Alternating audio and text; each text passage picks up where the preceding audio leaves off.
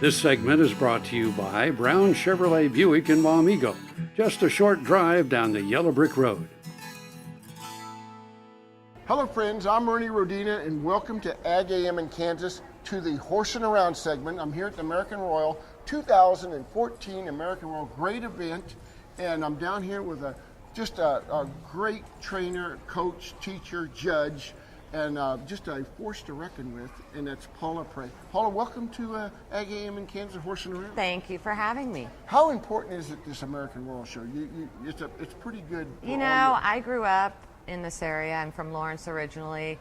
The American Royal has always had some mystique to it, and if people knew nothing else, if you told them you rode horses, they always said, do you show at the American Royal? So it's an important show. It's got a lot of history attached to it. And now your forte is AQHA Hunter Jumper. Correct. For our viewers out there, explain a little bit about what that is.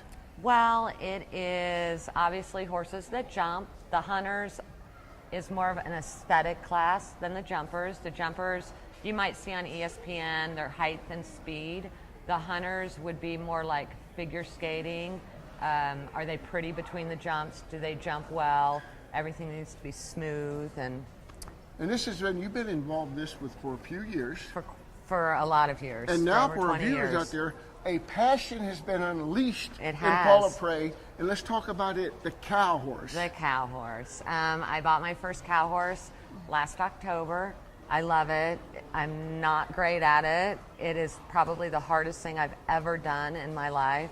I was not born and raised having cattle around, and so just being able to learn to read cows, that's half the battle. How about your coach?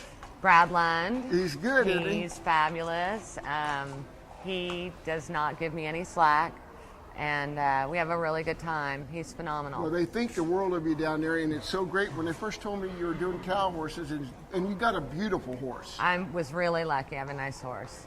And so, what's the thrill about the cow horse? Your number one thrill, you got the herd work, and you got the... you have dry work and you have cow work. For me, I've always been a little bit of an adrenaline junkie. And so it's also just a nice break from the reality of my life. So I really love running down the fence. I love it. Good deal. Well, you do a great job with it. Well, thank you. Great to have you on part of that and everything. How do you feel like the general health of the horse shows are going?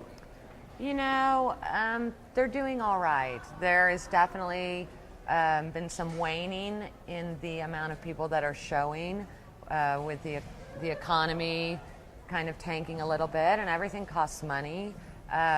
We need some more youth exhibitors. There aren't as many kids showing anymore. Getting away from them Xboxes. Absolutely. You know and so without your youth coming up through the ranks, then everything else is kind of limited. Well, we really appreciate you being part of Ag AM in Kansas, Horsing Around. You are a tremendous cornerstone in the equine community. Thank you so much. And folks, don't forget to tune in to Ag AM in Kansas, Horsing Around, and also listen to Better Horses Radio Show at betterhorsesradio.com to find an affiliate next to you.